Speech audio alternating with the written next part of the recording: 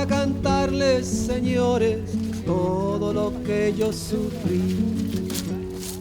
One of the first strikes that I went to really blew my mind, because out there in the field were the tías, los tíos, los abuelitos, children. It was all ages, and all of these people were fighting for better wages, and many of them were losing their homes.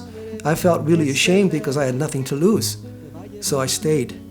And I had gone there 2 times, not making up my mind yet, because there was so much violence, and I was afraid, really, that if I joined the union, I may not come out alive. So I left for a week, and then I thought about it and came back, and I decided to stay.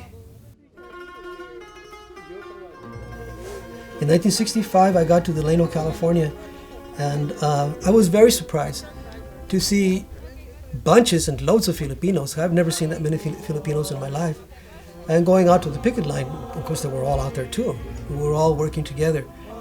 My life was expanded. It just grew because of the friendship that I made with all of them.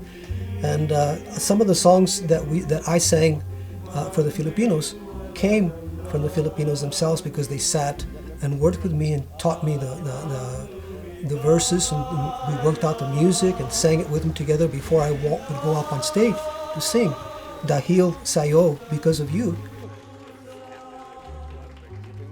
They were members of a union of AWOC, AWOC, with the AFL-CIO. So they had their own particular leadership. But the Filipino Hall was the place where we met, where we had meetings. Not only did we eat there, but we had Friday night meetings, and the Friday night meetings were filled like with 500-600 people, 300 at times, and so forth. They were just full of campesinos from all over the San Joaquin Valley that would come down to Friday night meetings, where they would be exposed to music, and they would be exposed to theater, short skits about that spoke positively about farm workers for the first time. I had never seen any plays that spoke about farm workers in a positive light. It's always, there they are. We can't reach them. We don't know why they don't want to come out of the fields. No, Filipino Hall was the lifeblood. It was a heart beating. During the marches, I preferred to walk with the Filipinos. I did. It was just a groove that I could get into, and I was home. I was accepted. And the sad thing is that all the brothers that I worked with are gone now.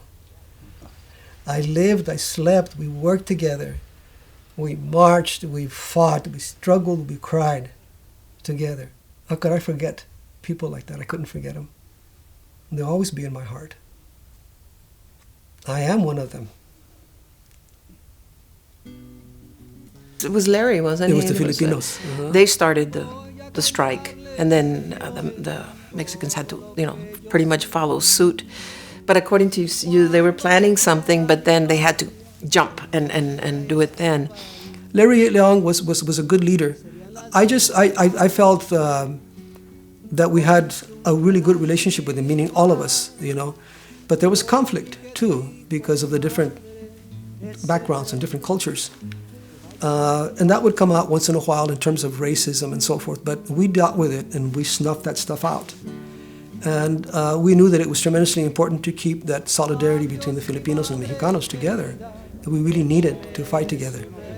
When I got there, the meetings would last hours and hours at Filipino Hall, because it was English, Spanish, and 2 or 3 different dialects in Tagalog. So all this translating, it took super guts to make these meetings. But people really wanted to know, so they stayed there. And to relieve the pressure, Cesar would ask me, he'd say, ¿Tienes una canción nueva? You have a new song you want to sing? I said, yeah, we brought a couple of people. I've been training them. He said, well, bring them over here. And they would give us one chicken-shaped microphone. That's why you see me holding the guitar up here like this, because the microphone is here, and the box on my guitar is right here along with my voice. So I'm hitting the guitar and I'm singing into the microphone at the same time. That's why you see that. It's no flamboyancy involved, believe me. But we did a lot of performances there. And because it was a meeting place, it was also a mecca. It was a mecca for everybody that came from afar to be there, to sit, to talk to people who were actually involved in changing things, in fighting. And we took on many of the most powerful growers. These are the people that feed the rest of the world. Filipino Hall. To me, it was a beginning. When it taught me a lot about life, that I couldn't just hide myself and keep my pain and go away, that I had to be involved, that I had to become a part of the struggle, that I had to face my demons. I became a young man in the Leno. It changed my entire life.